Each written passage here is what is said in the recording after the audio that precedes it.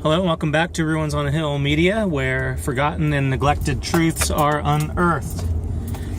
And so today's video is entitled Communication, the Most Important Missing Ingredient. And so as we launch into this topic, as I'm sure you're aware, communication is just a bottomless topic. I mean, we could talk about healthy communication in so many contexts and so many different kinds of roles and relationships. You know, I'm really, it's kind of overwhelming actually. But as I've worked with people over the years, you know, obviously you begin to pick up on little things here and there.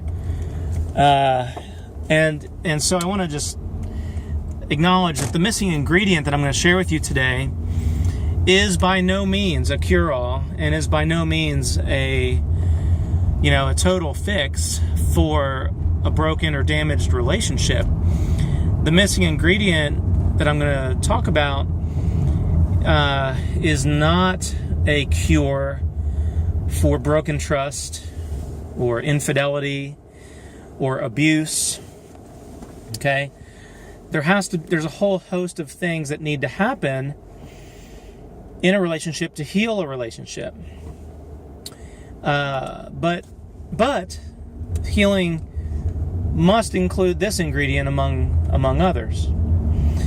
And I just want to invite you for a moment to think about, if you can, some people have had just so much pain in their childhood and growing up. You know, it's not fair for me to just lightly ask someone who's been through hell to just sit and think about it.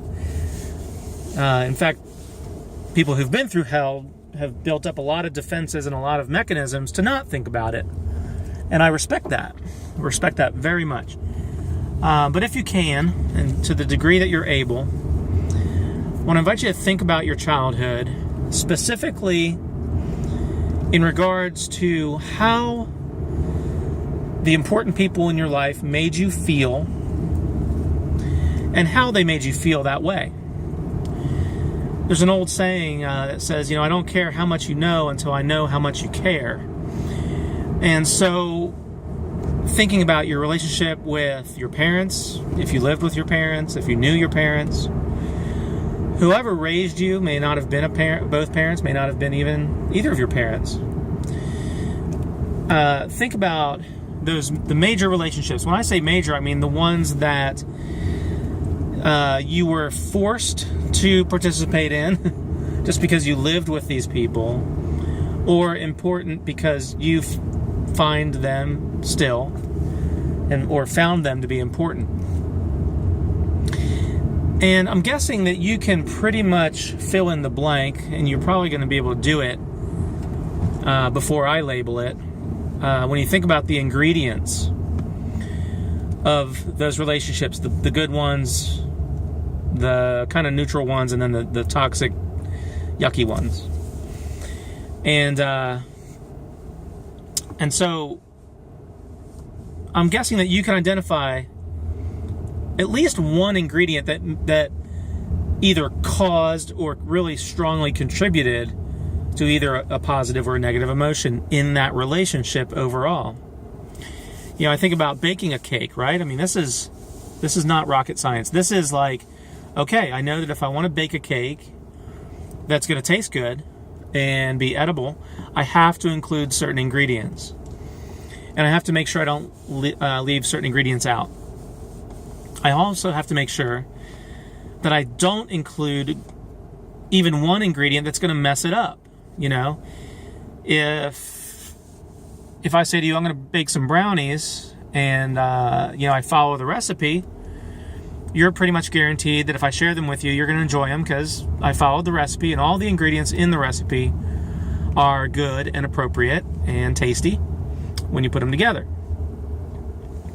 But if I hand you a brownie and I say, and right before you take a bite, I say, oh, by the way, I included a special ingredient in this brownie mix, and you ask me what it was, and I say, well, I added a little bit of dog poop from out in the yard. we know what you're going to say. I mean, it's just obvious, right? All the other ingredients can be good. All the other ingredients can be appropriate. But just one bad ingredient can ruin the whole thing. It's like you could own a beautiful home, a multi-million-dollar home, and everything is just impeccable. Everything is just so well made and clean lines and just beautiful. And but if you have one hole in the roof, we all know that one hole eventually will destroy the whole house. Eventually. Because water's going to get in, and there's going to be develop rot and mold, and then the hole in the roof is going to get bigger and bigger. It's going to damage that whole room. The entire room will be destroyed, but then the mold and everything is going to spread throughout the home, and the whole home will become damaged through excessive moisture and things. It only takes one thing. It's the same thing with a ship in the water. It could be just a powerfully built ocean liner. It could be a cruise ship that's just amazing. However many floors these things are. I don't even know how many decks these things have now. 10 or 11 or something. And but one little hole in the hull, we know what's going to happen eventually. And so when we think about communication with other people, there's a lot of freedom to be creative. There's a lot of room for developing your individual style, so to speak. But whether it's parents with children, or friends, or with people at work, or with people who are in authority over you, it only takes one bad ingredient. Everything else can be good. Everything else can be healthy and appropriate and respectful and all these things, but it only takes one bad ingredient to ruin the tone of the relationship, but it also can just actually ruin the relationship as a whole. And so, I'm going to probably do some other videos on the bad ingredients, just to go ahead and label them and talk about them. But today I want to talk about the one ingredient that is perhaps the most wholesome ingredient and probably the most neglected. So when I say Ruins on a Hill Media, where forgotten and neglected truths are unearthed, this is exactly what I'm thinking about. Because this one ingredient could drastically change your relationship from maybe horrible to at least kind of a neutral. Like when you include this ingredient, you might actually help the other person to move to more of a neutral stance towards you versus just hating you or just being defensive with you or automatically reacting to things they think you're going to say and all that. And then, of course, this ingredient, when used consistently along with other good ingredients, can bring a lot of healing to a relationship. And so I help to teach a parenting class every so often called the Parent Project. Feel free to go online and look it up. There's classes around the country. A lot of them are in California, but there's some around the country. And there's a story in this class about this mom. As she started going through the class and started learning the skills and started using them, the first thing that they talk about is that parents have to show love. They can't just say it, they have to show it. And so the story goes that this mom never really told her two daughters, that she loved them. She just never said it. And she wasn't the kind of person who was easily, very warm in relationships with people, including her own kids. But she came to the class and she grabbed a hold of the first ingredient that they were teaching, which is, to show that love every day. So one day with her two teenage daughters, she sticks a little note in each of their lunch bags. Just a little love you note, I love you. Real simple, just to each of her daughters. And the story goes that when the girls came home from school and she was at home, they like tackled her to the bed and just started tickling her, and just like, they were so overjoyed by that simple expression of her saying, "I love you so much." And it was news to their ears, you know. They hadn't heard it or read it from their mom before. And the relationship just blossomed. So, of course, the positive ingredient that I'm going to share with you today is a close cousin of love. I mean, it's rooted in love. Anything that's good and healthy in a relationship is going to be rooted in some form of unconditional, sincere love and appreciation. And so the ingredients, so as you think about the best relationships from your childhood, I'm guessing that the people that you felt the most comfortable with are people who imparted worth to you. Another way of saying it is they acknowledged your worth. They treated you as a person of worth. They treated you with respect. They treated you with kindness. They listened to you. Now, we all listen. We all have ears. And even deaf people are listening to others through body language and sign language and different aspects of communication. But so I'm guessing that your best relationships shared some of these good ingredients. The one that I feel is the missing ingredient is validation. Validation. So think about it. When people are talking, and especially when there's a little bit of stress or a little bit of anger, a little bit of conflict going on, a little bit of like, okay, I don't know where this conversation is going, a little bit of somebody feeling like they're getting ready to hear something that they don't think they're going to want to hear. It might not be a big blow up that's going on. It might not be a big screaming match or anything like that. But the first ingredient, I think, that goes out the window is validation. Because the truth is, and this is something that back in the 90s, Stephen Covey, who wrote the book, The 7 Habits of Highly Effective People, is pretty well known for saying and pointing out that when people are listening, they're often not really listening. They're thinking about what they're going to say next. They're hearing what the other person is saying. They're getting the gist of it. They're hearing the message, of course, on some level. But they're so busy in their own thoughts, thinking of what they're going to respond with, that the first thing to go out the window is any form of validation or direct acknowledgement of what the other person is saying.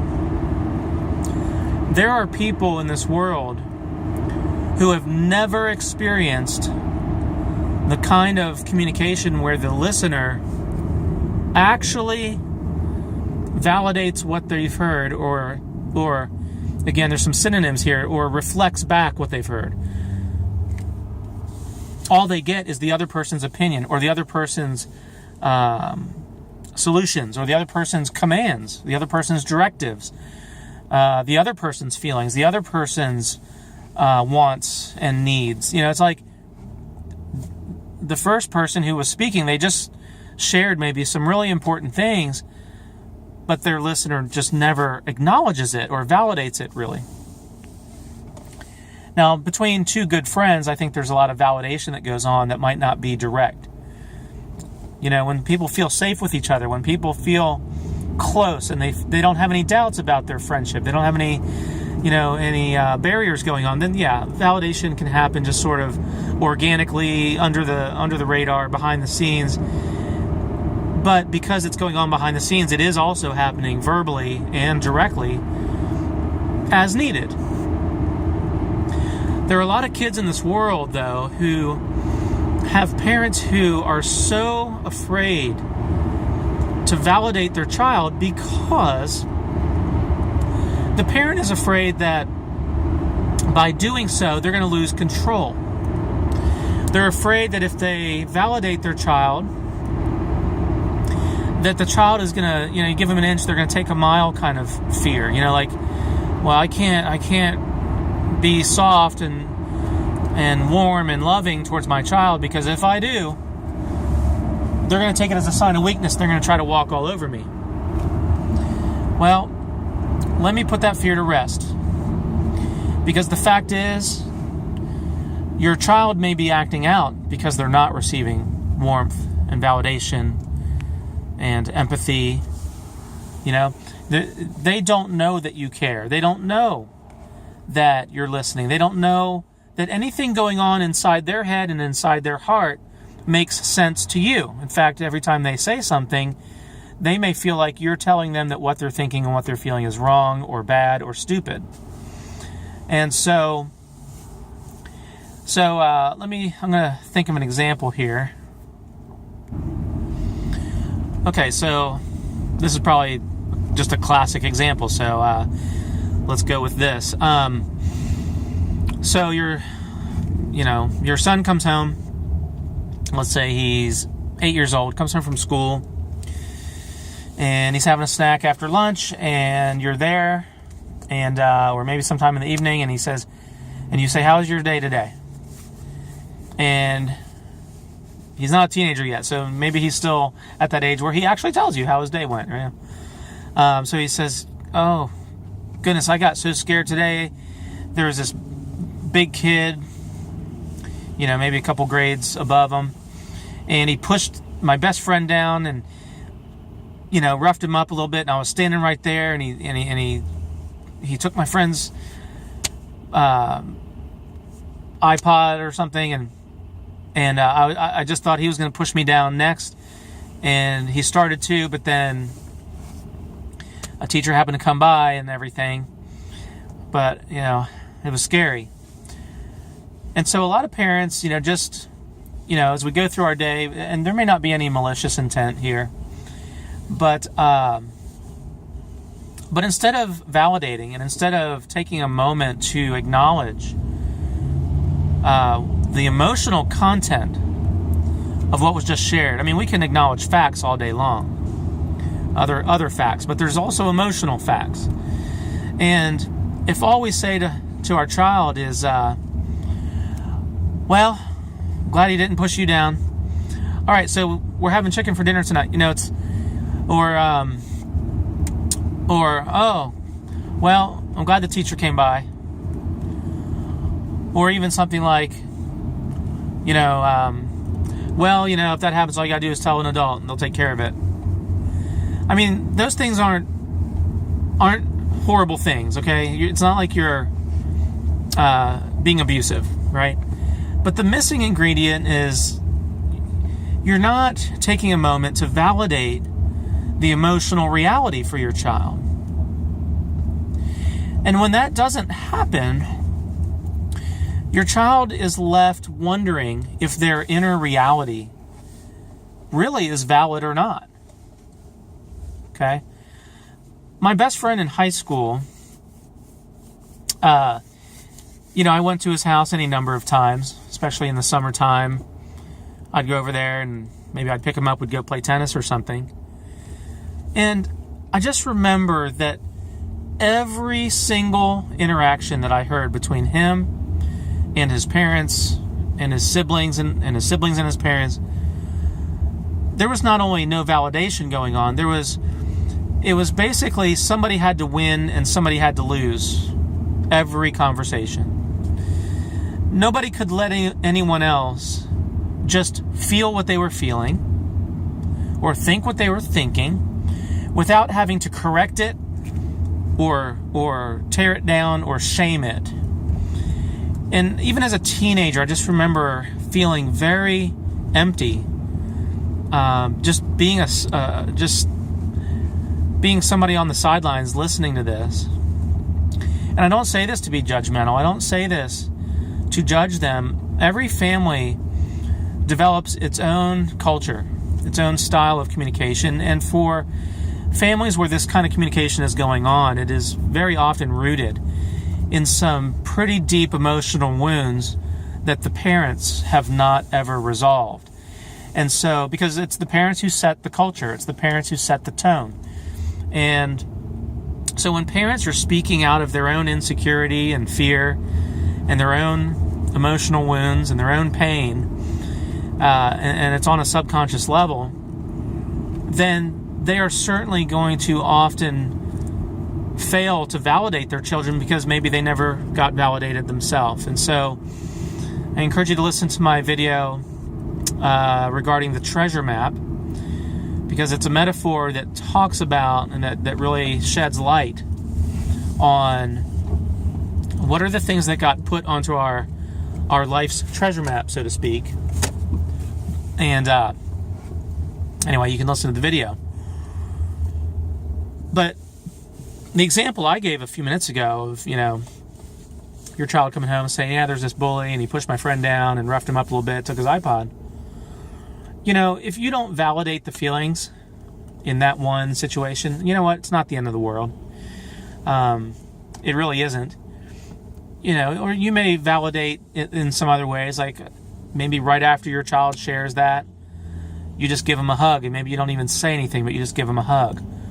Or you're fixing them a snack, and so there's just some exchange of love and nurture and care happening as you're talking, So, but my point is that when validation is lacking in those areas and verbally, when validation is actually not only missing, but is replaced with invalidation, when validation is maybe is a strings attached kind of proposition, or becomes there's strings attached to my validation of you, then that's where the child begins to lose their mind. Okay?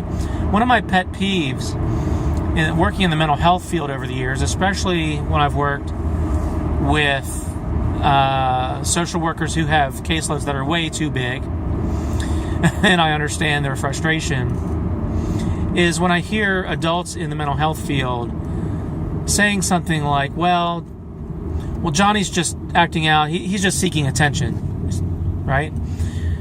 Well, maybe Johnny is seeking attention in some negative ways that irritate you because he's not getting validation at home. He's not getting healthy validation at home.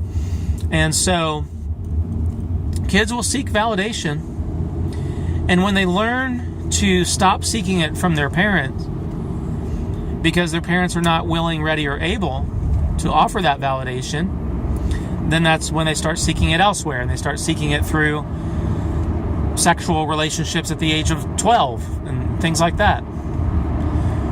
My best friend growing up, I mentioned my best friend in high school, but my best friend growing up was a kid who lived with his dad and his stepmom and his little stepsister. And I know for a fact that he was emotionally abused, so he got zero verbal/emotional validation. He was physically abused in some way. I remember one of the ways was just that he was kind of the family slave. Like, he did all the physical work, like he did yard work where his fingers would end up bleeding, and they just didn't take care of him. But they also didn't just not only not take care of him, validation was replaced with invalidation. It was replaced with put downs and shaming and just negativity. They couldn't see any good in him. I could, but they couldn't. And so the result of this was that my friend, he still sought validation, but it was distorted. And the way that he sometimes did it was he would irritate kids who were bigger than him, and they would end up beating him up, which is kind of a validation. It's like at least somebody was acknowledging his existence. And while they were beating him up, he'd be laughing at them. I just remember, like, wow, I didn't understand it at the time. But kids will seek validation even if it's negative. And once they start seeking negative, as time goes on, it becomes harder and harder for them to even receive positive validation anymore, because now their feelings of shame block it. Their feelings of shame act as a barrier, because once a kid has been invalidated so much, the shame is what they believe. They believe they're worthless. They believe they're no good. They believe they're no longer worthy of any kind of love or affirmation. And so now, no matter how much you try to validate them, in a sense, it might be too late, at least for the moment, because they're just not able to receive it.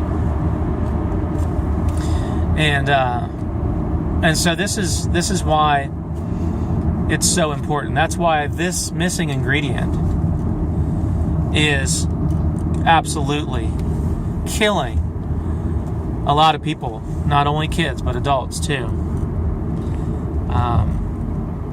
When I say a kid starts to lose their mind, what I mean by that is that a kid who's not validated has to make up their own fantasy in which they can experience validation. They have to create kind of their own inner world, where in that inner world, somebody is validating them. And there's just an endless variety of ways in which kids can engage in this type of fantasy life. And some of that fantasy life can then be projected outwardly. So, the kid who believes that, he's the best basketball player in the world, and yet he's only 5'6" and really can't even dribble behind his back very well, is a kid who is going to cling to the fantasy, because in the fantasy, everyone likes him and loves him because he's a great basketball player.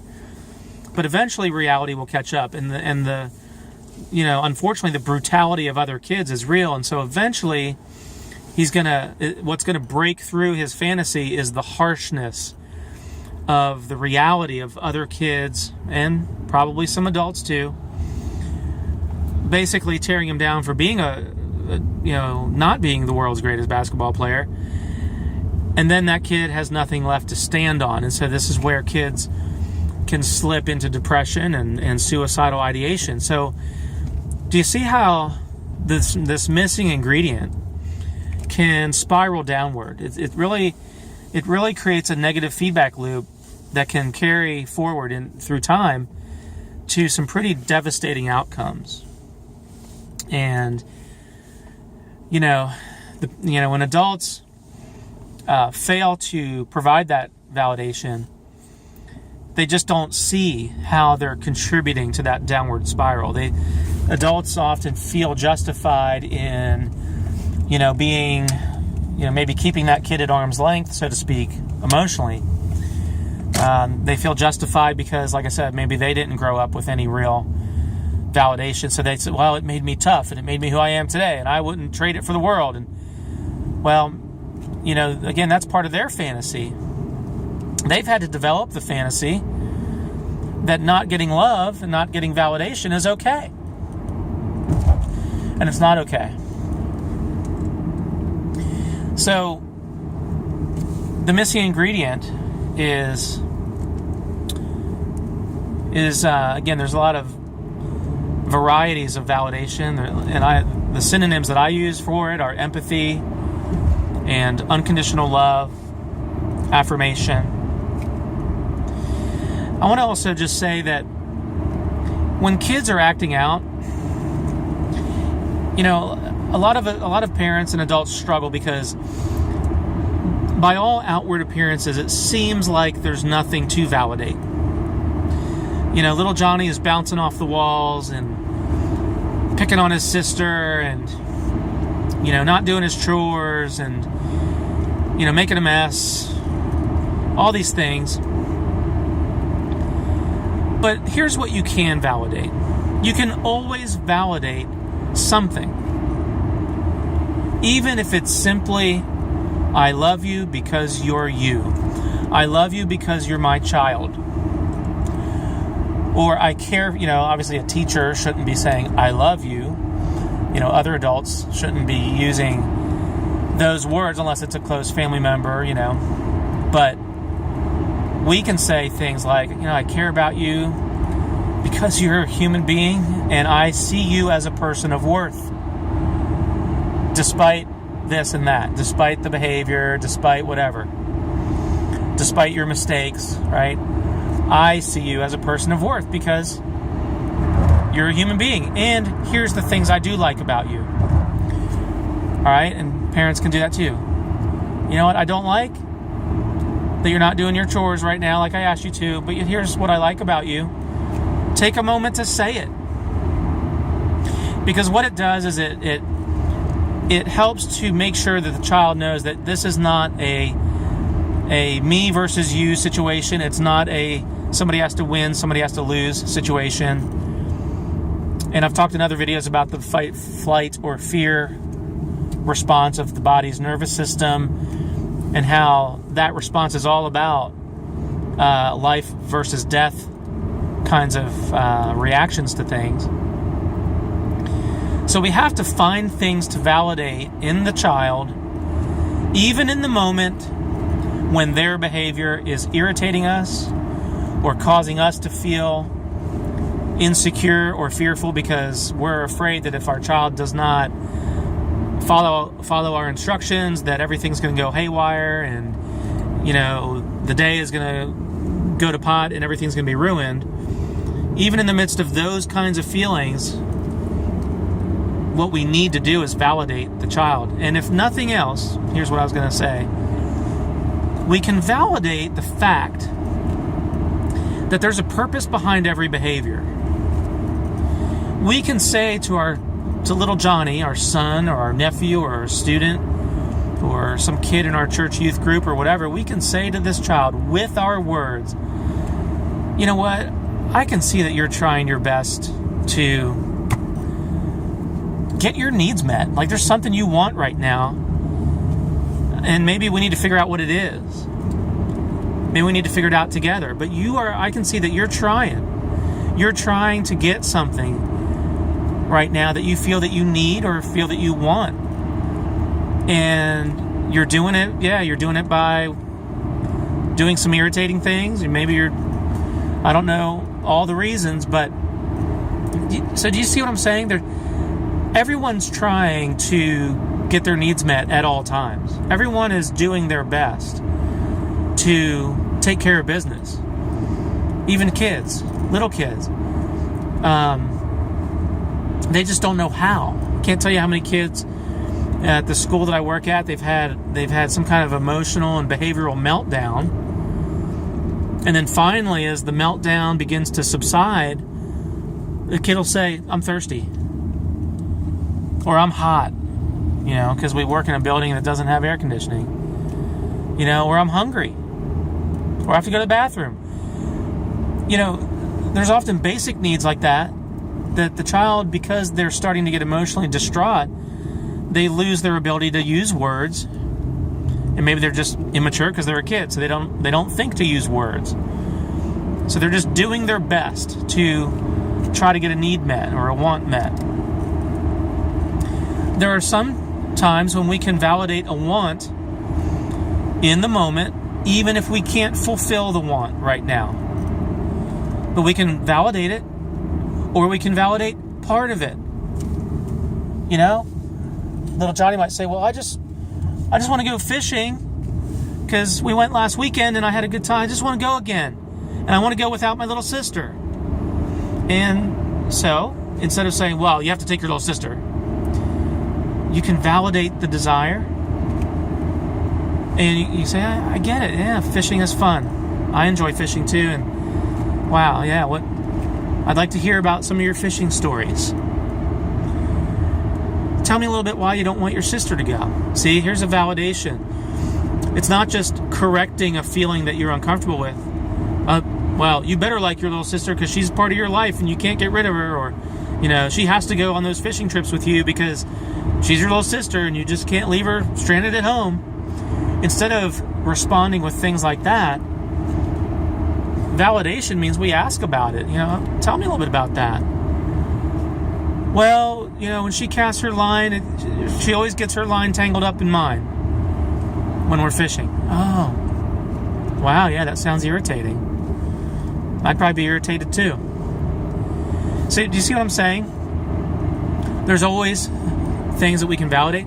And maybe we can get to a point with little Johnny where we can ask him, like, is it really that you just don't want your sister to go, period? Or is it just that when she's not paying attention, it kind of messes with what you're doing, but really you like to go as a family and you like to all be together? Little Johnny might say, yeah, I like everyone to go. I just hate it when her line gets tangled up in mine. And then you can help little Johnny problem solve. So, that I hope that's a good example. That's kind of an easy one to think of, these kinds of situations. We tend to just look at the behavior and label it as bad, and we don't see anything valid in it. So then we just try to correct the behavior, and we tend to overdo it. We tend to be harsh and authoritarian. And when that doesn't work, maybe we get louder and we start using some sarcasm, we start using some mild threats, and then when that doesn't work, then we really get ramped up. Most of the time, all of that can be avoided with some simple validation. It takes time and energy. But let me ask you this. Would you rather spend some time up front validating and listening and doing some reflective listening? And yeah, that takes some time and energy. Let's say that takes 15 minutes. Or would you rather spend time and energy over the long haul trying to put out a fire and trying to resolve this conflict, and that ends up taking an hour and a half? Right? So we have to count the cost. And honestly, if we're not willing as adults, as parents and as teachers and as youth leaders and things, if we're not willing to expend our precious time and our precious energy and our precious thoughts up front to help a child who's immature and who needs some help to work through things, then we really shouldn't expect anything to go our way at that point. We should not expect little Johnny to be compliant just because we demand them to be. We really shouldn't expect that, right? And so there's an old book from the 1970s, might even be from the 60s, but I think it's from the 70s. The author is either Blanchard or Spencer. And it's a book called The 1 Minute Manager. And I believe there's an updated edition of it now. But in this book, written for business managers, supervisors, they talk about how you need to develop the skill of basically when you have to approach an employee because of a behavioral problem or a lack of work performance. You don't want to just set up a meeting with the employee and just launch into telling them what they did wrong and then demanding change. What you want to do is you want to start with validation. They use the metaphor of a sandwich. So the two slices of bread. So the first thing is the first slice of bread. And that first slice of bread is the validating, letting them know why you appreciate them, using specific examples. Bring up examples of their recent and past successes. And just take a few minutes to do that and just maybe thank them for something little that they did earlier in the week or something that you liked about their job performance earlier in the week. And then you ease into the issue of concern. You do it gently, you do it respectfully. You let them know that, hey, now we need to talk about something that's a concern. And then so that's the meat of the sandwich, because that is the main issue that you really do need to talk about. But then the second slice of bread is ending with validation.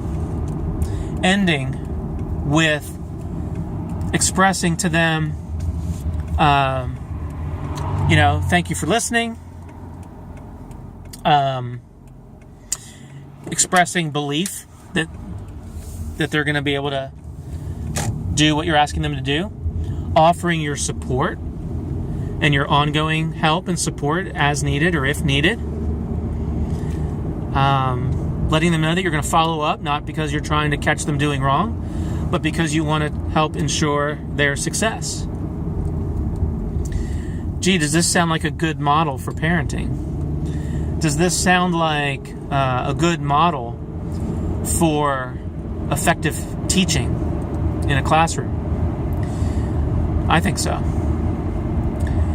And so as we wrap up today's topic, I want to encourage you that if you did not grow up with very much validation and unconditional love and those kinds of things, I want to just say to you, fake it till you make it. Now, kids can often tell when we're being fake, and they usually can tell when we're being fake.